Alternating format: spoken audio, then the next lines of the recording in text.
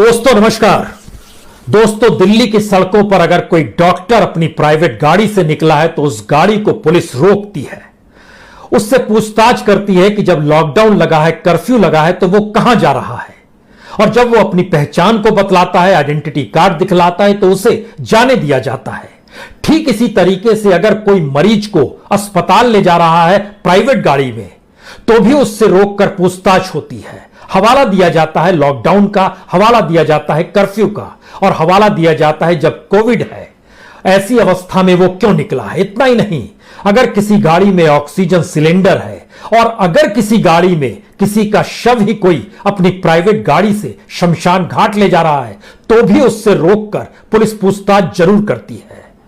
और सारी परिस्थितियों को देखते समझते हुए, उनकी मुश्किल हालात को जानते हुए फिर उन्हें जाने की इजाजत दे देती है।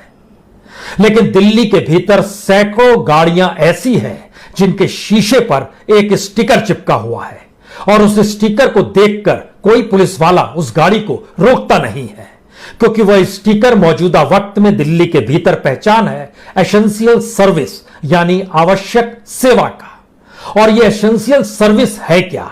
यह ना तो अस्पताल से जुड़ी हुई है, ना ऑक्सीजन सिलेंडर से, और ना ही शवों को ले जाने की परिस्थिति से जुड़ी है, और ना ही कोविड बीमारी या महामारी से लड़ने के दौरान जिस तरीके से जिन्हें जरूरत चाहिए उनके परिजन जो भटक रहे हैं उससे भी जुड़ी हुई नहीं है।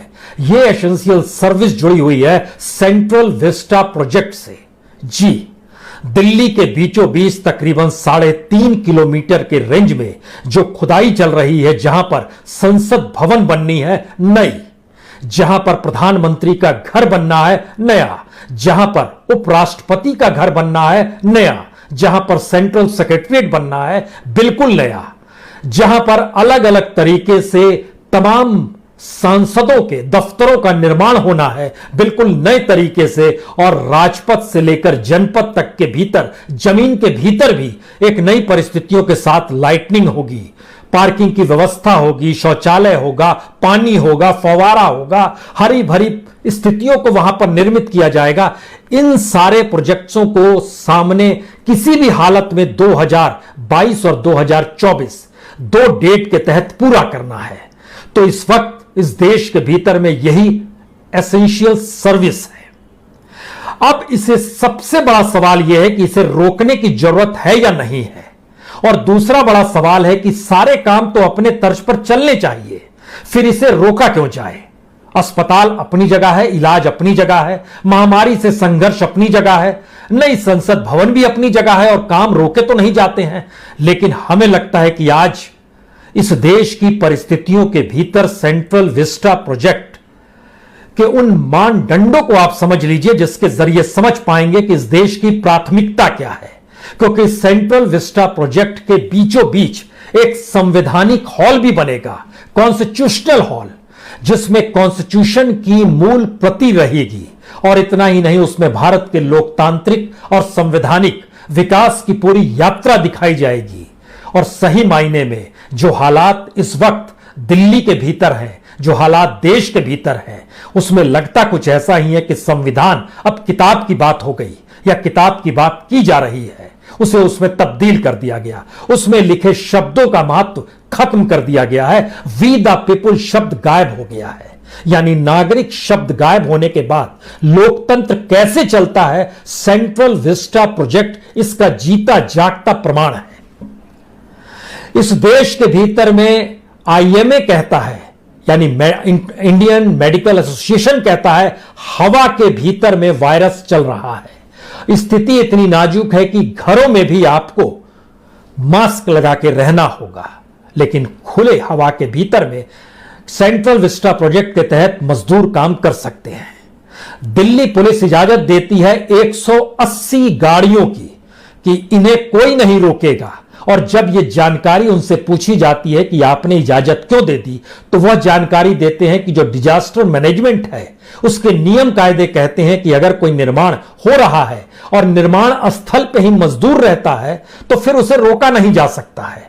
तो हमने इजाजत दे दी, लेकिन जब इजाजत मांगी गई तो उस इजाजत पत्र में इस बात का जिक्र था कि दरअसल एक बस भी जाएगी और कई बसें जाएंगी जो मजदूरों को अलग अलग जगहों से लेकर आएगी, और यह निर्माण कार्य बहुत जरूरी है देश के लिए, तो आप इसमें इनको एक नो ऑब्जेक्शन दे दीजिए। उन्होंने नो ऑब्जेक्शन दे दिया। तो हमें लगता है कि आज सिलसिला कहां से शुरू किया जाए? क्या इस बात से शुरू किया जाए कि इस देश की प्राथमिकता क्या है, और इस देश की प्राथमिकता के भीतर में इस प्रोजेक्ट की शुरुआत 9,971 करोड़ से हुई थी। 971 करोड़ से बढ़ते बढ़ते यह शुरुआत में ही चीजों को आगे फरलांग दर फरलांग मारते चला गया।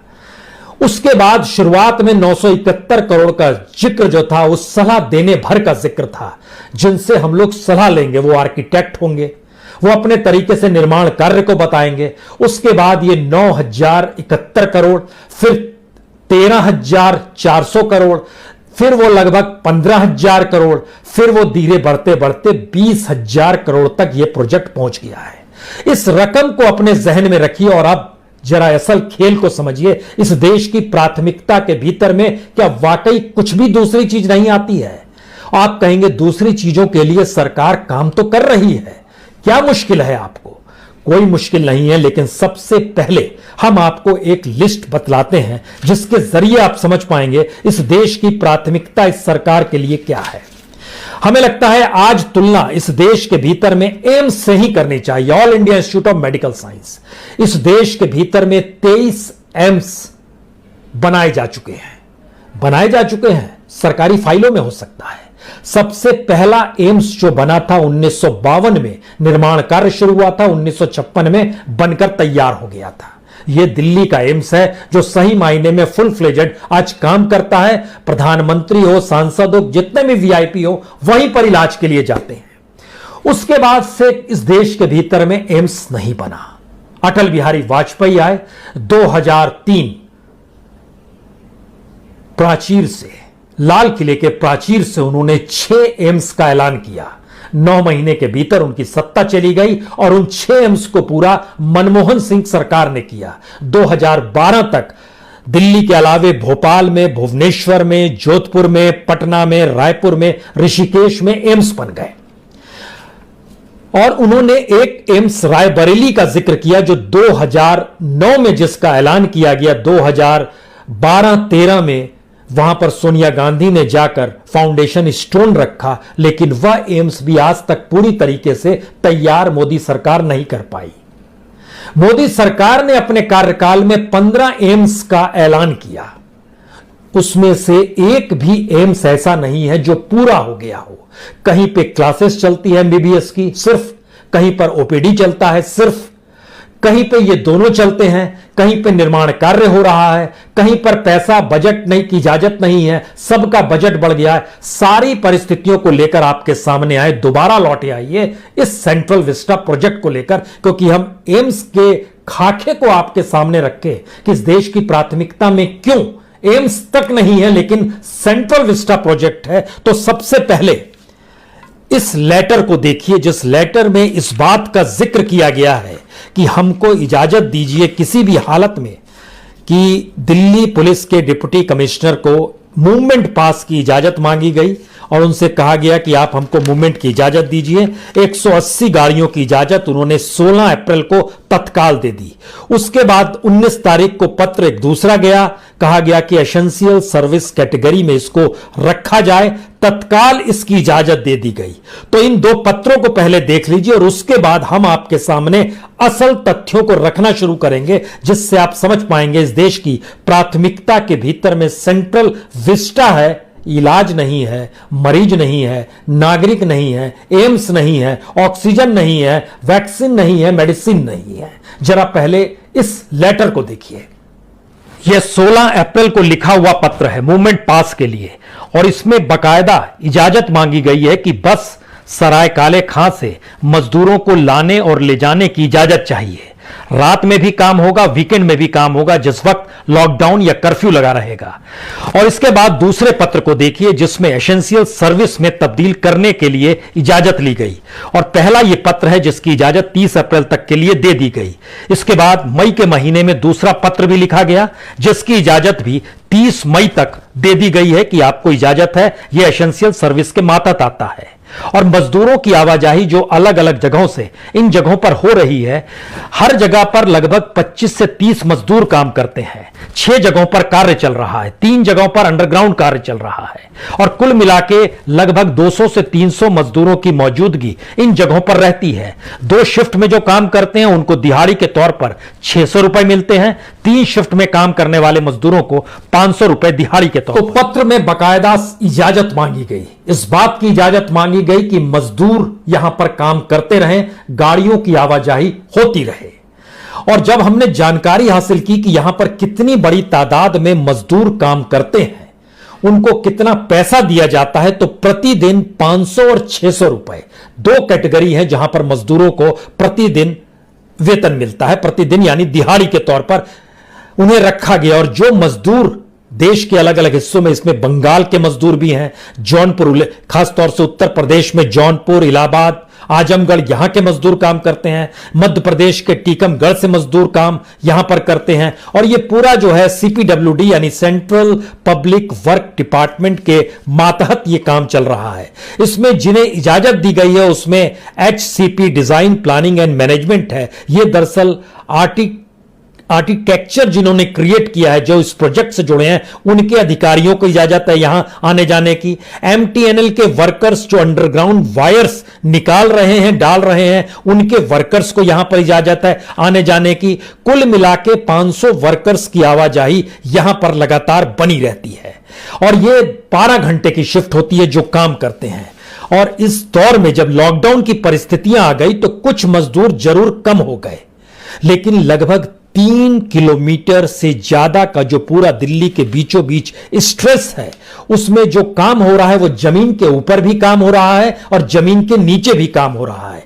इन सब के बीच IMA ने एक लेटर सरकार को लिखा। उन्होंने कहा कि जो छोटे और मध्यम अस्पताल हैं वहां पर वैक्सीन नहीं है, यह प्राथमिकता आपकी होनी चाहिए। सरकार ने इस पर कोई जवाब नहीं दिया। उन्होंने बताया कि जो हवा में वायरस फैल गया है उससे दिल्ली की सड़कों पर निकलने वाले लोगों को कोविड हो सकता है और आपने जब लॉकडाउन लगाया है तो मजदूरों की आवाजाही नहीं होनी चाहिए। सरकार की तरफ से कोई जवाब नहीं आया। घर में भी मास्क लगा पाने की परिस्थितियों तक का जिक्र किया और IMA ने अपने तौर पर, जिनके साथ इस देश के तकरीबन 3.5 लाख डॉक्टर्स जुड़े हुए हैं, उन्होंने जानकारी दी कि पहली वेव में तकरीबन IMA से जुड़े हुए 756 डॉक्टरों की मौत हुई थी। आप तब भी नहीं चेते थे और इस वक्त 146 डॉक्टरों की मौत सेकंड वेव में हो गई है, आप फिर भी नहीं चेत पा रहे हैं। इतना ही नहीं, उन्होंने इस बात की भी जानकारी दी कि एक्चुअल डेथ्स जो हो रही है वो ज्यादा इसलिए है क्योंकि आपने जिस तरीके की व्यवस्था कर रखी है, जो कोविड के तहत मरेगा उसमें परिजन उसे देख नहीं सकते हैं, मिल नहीं सकते हैं, उनके लिए बड़ी मुश्किल है शमशान घाट तक ले जाने में, शमशान घाट में अंतिम संस्कार करने तक की मुश्किल है। लेकिन बाकी जगहों पर जो सेंट्रल विस्टा प्रोजेक्ट काम कर रहा है वहां पर कोई मुश्किल नहीं है क्योंकि वह एसेंशियल सर्विस में है। यह सारी चीजें एसेंशियल सर्विस में डालकर और लोगों के अनुकूल परिस्थितियां आपने पैदा नहीं की हैं, तो इसलिए जितनी मौतें हो रही है उसका सही आंकड़ा भी आपको पता नहीं है। इतना ही नहीं, अब यह किस रूप में गांवों तक फैल गया है और अलग अलग राज्यों के ग्रामीण इलाकों की परिस्थितियां नाजुक हैं, आपको इस पर ध्यान देना चाहिए। लेकिन सेंट्रल विस्टा एसेंशियल सर्विस में आता है। सुप्रीम कोर्ट ने अपने तौर पर मना कर दिया, हम सुनवाई नहीं करेंगे। हाई कोर्ट कल सुनवाई करने वाला है, तो हमें लगता है हाई कोर्ट अब इन परिस्थितियों को समझने की इसलिए भी कोशिश करेगा कि हमारी देश की प्राथमिकता क्या है। आपको यहां पर एक जानकारी और दे दे, उत्तर प्रदेश में MBBS के जो 4th ईयर के जो छात्र, जो फाइनल ईयर के छात्र हैं, वह अब कोविड के बीच में काम करने की उनको इजाजत है और उनका एक मानदेय भी तय किया है सरकार ने। वो मानदेय है 300 रुपए। सेंट्रल विस्टा में काम करने वाले मजदूरों का मानदेय है प्रतिदिन दिहाड़ी है 600 रुपए। सब कॉन्ट्रैक्टर कितना ले जाता होगा, कौन कितना ले जाता होगा, यह महत्वपूर्ण नहीं है। महत्वपूर्ण है कि इस देश में जो कल डॉक्टर बनेगा उसको आप इस महामारी के दौर में काम करने के लिए प्रतिदिन 300 दे रहे हैं, सेंट्रल विस्टा में 600 दे रहे हैं। दोबारा लौटिए इसी प्रोजेक्ट को लेकर जो सेंट्रल विस्टा का प्रोजेक्ट है। इस प्रोजेक्ट को जैसे ही आप देखना शुरू कीजिएगा आपके जहन में कई सवाल निकल कर आएंगे कि इतने मजदूर जब काम कर रहे हैं, इसमें इंजीनियर भी हैं, कॉन्ट्रैक्टर भी है और मजदूर भी हैं। ये सभी दिल्ली के 4 इलाकों से आते हैं, जिन्हें बकायदा बस लेने जाती है, लेकर आती है। कुछ बड़े अधिकारी जनपद के नजदीक जो कुछ होटल्स है वहां पर रुके हुए हैं, लेकिन बाकी जगहों की जो हमें जानकारी मिली, इसमें अलग अलग जगहों पर जो लोग रुके हुए हैं, उसमें खास तौर से सराय काले खां है, जो कि इस निर्माण स्थल से तकरीबन 7.5-8 किलोमीटर की दूरी पर है। करोलबाग का इलाका है, जहां पर कुछ मजदूर और कुछ इंजीनियर्स रह रहे हैं, वो तकरीबन 8 किलोमीटर की दूरी पर है। निजामुद्दीन का इलाका है, जहां से 5 किलोमीटर की दूरी पर निर्माण स्थल है, जहां पर काम चल रहा है। कीर्ति नगर और पुरानी दिल्ली, इन 2 जगहों पर भी मजदूर को मजदूर, कीर्ति नगर, मोती नगर, रमेश नगर, इन इलाकों में भी मजदूर रहते हैं, जहां से इनको लाया जाता है और इसके अलावे पुरानी दिल्ली से लाया जाता है। तो इन 5-6 जगहों से लोगों को, मजदूरों को लाया जाता है। उसमें कुछ कॉन्ट्रैक्टर हैं, सब कॉन्ट्रैक्टर हैं, लेबर्स हैं। ये सारे लोगों की आवाजाही लगातार चलती है। इनके लिए जो भोजन पानी की व्यवस्था होती है, वह भी गाड़ियों से आवाजाही की जाती है। और ये पूरा काम जो है Shapoorji Pallonji and company private limited को दिया। ये कोई आज की कंपनी नहीं है, 150 बरस पुरानी ये कंपनी, अच्छी कंपनी है, दुनिया में इसका नाम है, लिस्टेड कंपनी है। फोर्ब्स पत्रिका में इसकी जानकारी आती है कि इसके कितनी कमाई है, किस रूप में कमाई है। लेकिन सवाल फिर दोबारा इसी का है कि दिल्ली के भीतर दिल्ली पुलिस और जो डिजास्टर मैनेजमेंट है, उसने किस आधार पे इनकी इजाजत दे दी, जबकि मेडिकल एसोसिएशन जो खतरे बता रहा है और दिल्ली सरकार, जिसमें मुख्यमंत्री भी है और एलजी भी है, वो जिस लिहाज से लॉकडाउन कर रहे हैं, मेट्रो तक बंद कर दी गई, लेकिन इनकी गाड़ियों की आवाजाही जारी है और 180 गाड़ियों की इजाजत इस दौर में इनको ट्रैवल के लिए दी गई। दूसरा बड़ा सवाल था कि क्या इस दौर में ग्रीनरी खत्म कर दी गई, जो कि ग्रीनरी बहुत जरूरी है ऑक्सीजन के लिहाज से भी और किसी भी वायरस के ना फैलने देने की परिस्थितियों को लेकर भी। अपने तौर पर जानकारी दी गई जो शहरी विकास मंत्री हरदीप पुरी साहब, उन्होंने कहा जी नहीं, हम लोग लगभग ग्रीनरी कवर जो कर रहे हैं वो 3.5 लाख स्क्वायर किलोमीटर में लगभग ग्रीनरी कर रहे हैं, तो आपको चिंता नहीं करनी चाहिए। और लॉकडाउन पे जो वर्कर्स आ रहे हैं, उसमें साफ तौर पे जानकारी यह निकल कर आई कि वो साइट पर ही रहते हैं। साइट पर रहने वालों की संख्या लगभग 1 दर्जन मजदूरों के अलावे नहीं है। वह 1 दर्जन मजदूर भी जो रहते हैं, वो दरअसल लुटियंस के दिल्ली के पार्कों में जो फूल लगाए जाते हैं और जो सैनिटेशन का कार्य होता है, जो वहां पर अलग अलग शौचालय, उनकी साफ सफाई की लिए मौजूदगी, वह लोग वहां पर रहते हैं। इस निर्माण कार्य से जुटे हुए नहीं रहते हैं। और यह निर्माण कार्य का रेंज कितना बड़ा है, इसको इससे भी समझ लीजिए कि यह 50 फुटबॉल ग्राउंड जब आप मिला देंगे तो उस रेंज में यह आता है। लेकिन यह एसेंशियल सर्विस के मातहत आप लेकर आकर खड़े हो गए हैं। और इस देश के भीतर में दूसरी एसेंशियल सर्विस नहीं है। जो डिजास्टर मैनेजमेंट अथॉरिटी है, उसको जो जानकारी दी गई, उसमें कहा गया कि निर्माण स्थल पर ही मजदूर रहेंगे, अनुमति दे दीजिए। फिर कहा गया कि गाड़ियों की इजाजत इसलिए क्योंकि मजदूरों की लाने ले जाने की अनुमति हम आपसे मांग रहे हैं, क्योंकि वह एक जगह से दूसरी जगह जाएंगे। दोनों चीज एक साथ चल रही है, जरा इस पे ध्यान दीजिए।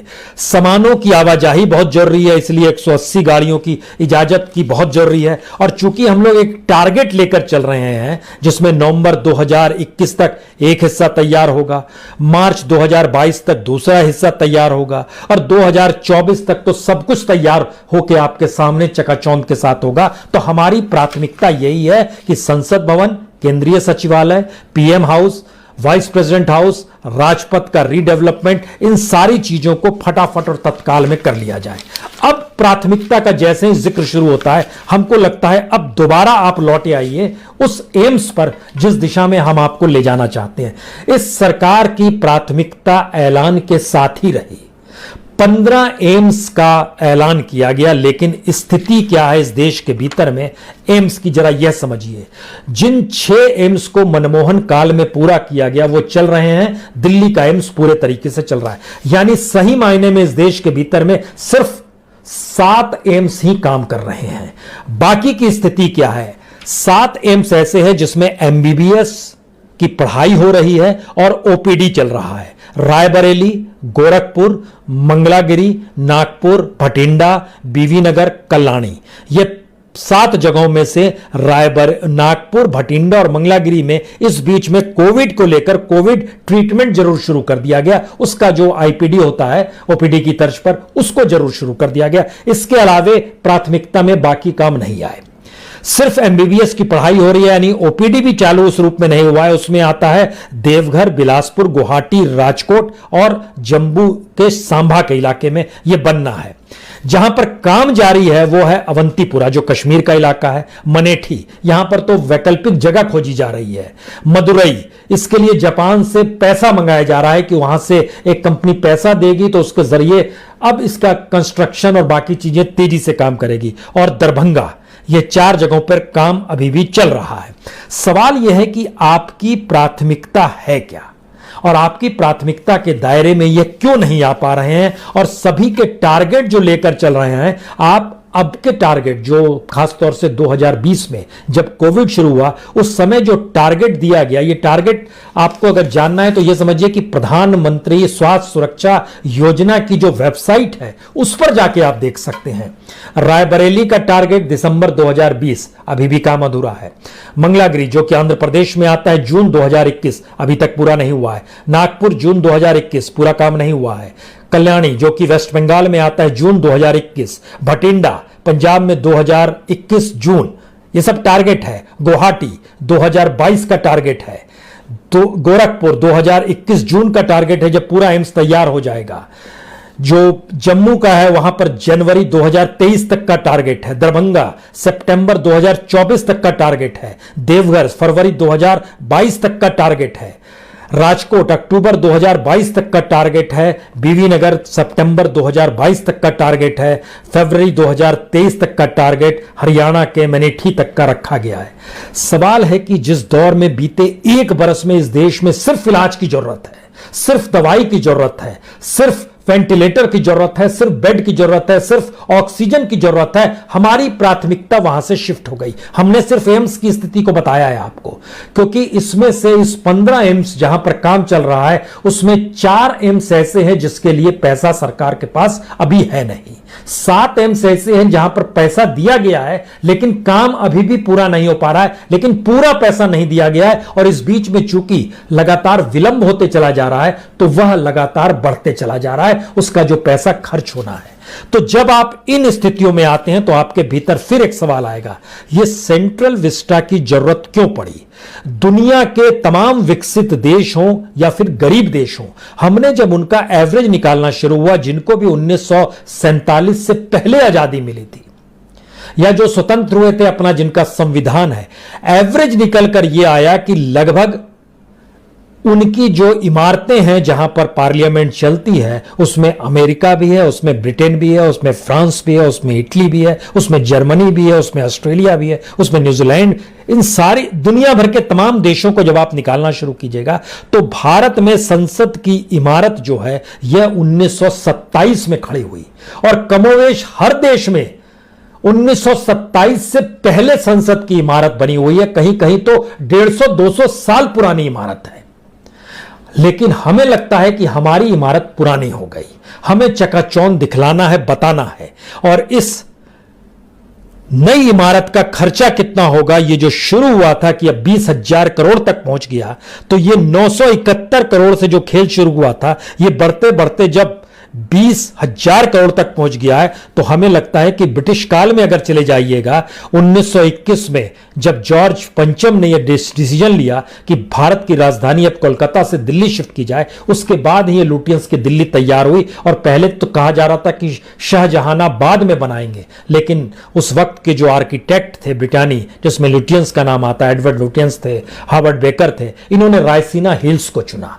वही रायसीना हिल्स जहां पर अभी खुदाई हो रही है, वही राजपथ का इलाका जो उस समय हिल्स का हिस्सा था जहां अभी खुदाई हो रही है, उसको लेकर उस समय बजट रखा गया था 82.6 लाख, जो 83 लाख में पूरा हो गया। और इसको 6 साल का टारगेट था, 6 साल में पूरा किया गया। लेकिन मौजूदा वक्त में बजट आपका बढ़ते चला जा रहा है, देश में लोगों से कोई राय मशविरा नहीं किया गया है और तमाम लोकतांत्रिक विरासत को दर्शाने के लिए और मूल प्रति संविधान की रखने के लिए एक बेहतरीन संविधान हॉल तक बनाने की तैयारी है। तो आखिरी सवाल सबसे बड़ा यही निकल कर आता है कि जब इतनी बड़ी परिस्थितियों में इसको एसेंशियल सर्विस मानकर काम किया जा रहा है तो इसका मतलब है कि इस देश के लोगों को गलत जानकारी दी जा रही है क्या कि हवा में वायरस है? क्या यह गलत जानकारी है कि देश के भीतर में सरकार का ध्यान हेल्थ सर्विस पर है और वो प्राथमिकता ही नहीं है? यह देश सिर्फ संसद भवन से चलता है, प्रधानमंत्री निवास और वाइस प्रेसिडेंट के घर से चलता है, केंद्रीय सचिवालय से चलेगा और जो इमारतें हैं उन सबको ध्वस्त किया जा रहा है। तो क्या ऐसा तो नहीं है कि इन सारी परिस्थितियों को इसलिए क्योंकि सारे देश के काम ठप हो जाएं और एक नई परिस्थितियों के साथ दिल्ली जगमग करते हुए 2022 के बाद नजर आए और ये लॉकडाउन, ये वायरस और ये तमाम मुश्किल हालात इस देश के सामने 2022 तक तब तक बने रहेंगे जब तक ये एसेंशियल सर्विस का कार्य पूरा ना हो जाएगा। यह परिस्थिति हमें इसलिए बेचैन करती है क्योंकि सरकार की प्राथमिकता में ब्लैक मार्केटिंग रोकना नहीं है, सरकार की प्राथमिकता में जमाखोरी रोकना नहीं है। कालाबाजारी, जमाखोरी ऑक्सीजन सिलेंडर से लेकर मेडिसिन की हो रही है। डेथ की परिस्थितियां और डेथ वायरस से नहीं हो रही है, थोड़ा इसको समझिए। डिजीज से कम हो रही है, इंफ्रास्ट्रक्चर से की कमी से ज्यादा हो रही है। यानी हमारे पास हेल्थ सर्विस का एक बेसिक इंफ्रास्ट्रक्चर तक नहीं है, लेकिन हम उस इंफ्रास्ट्रक्चर की तरफ जा रहे हैं जो इस लोकतंत्र और संविधान को एक हॉल में सीमित करके रख दे। इस परिस्थिति में यह देश फंसा हुआ है क्या? तो जाहिर है अगर हमारा हेल्थ का बजट, आईएमए ने आखिरी बार कहा, अपने पत्र के आखिरी लाइन लिखी, हेल्थ बजट जीडीपी का 1% है, वह हेल्थ बजट कम से कम 8 से 10% होना चाहिए। लेकिन हमने निकाला इस दौर में, सरकार ने जो भी नए स्टेडियम बना दिए अपने नाम पर या इमारतों को नया तैयार करने की शुरुआत कर दी, या जिस भी तौर पर कहा गया कि हम बुलेट ट्रेन लेकर आ जाएंगे, या फिर जिस तरीके से मूर्ति भंजन इस देश के भीतर में मूर्तियों को खड़ा करके नए तरीके से सोचा गया, किया गया, उस पूरे की पूरी रकम को मिला दीजिएगा तो भारत के हेल्थ बजट पे वो भारी पड़ जाता है। प्राथमिकता क्या है? लोगों की जरूरत मेडिकल है, लोगों की जरूरत हेल्थ सर्विस है, सरकार की जरूरत सेंट्रल विस्टा है। यही है इस देश का अनूठा सच। हमें लगता है हाई कोर्ट कल जब सुनवाई करेगा उन परिस्थितियों को समझेगा और शायद अपने सामने संविधान की एक कॉपी भी रख ले जिसकी शुरुआत वी द पीपुल से होती है, और तब वो सवाल करे अटॉर्नी जनरल से कि जनाब यह तो बताइए, नागरिक महत्वपूर्ण है या इमारत महत्वपूर्ण है? बहुत बहुत शुक्रिया, बहुत बहुत शुक्रिया। Press the bell icon on the YouTube app and never miss another update.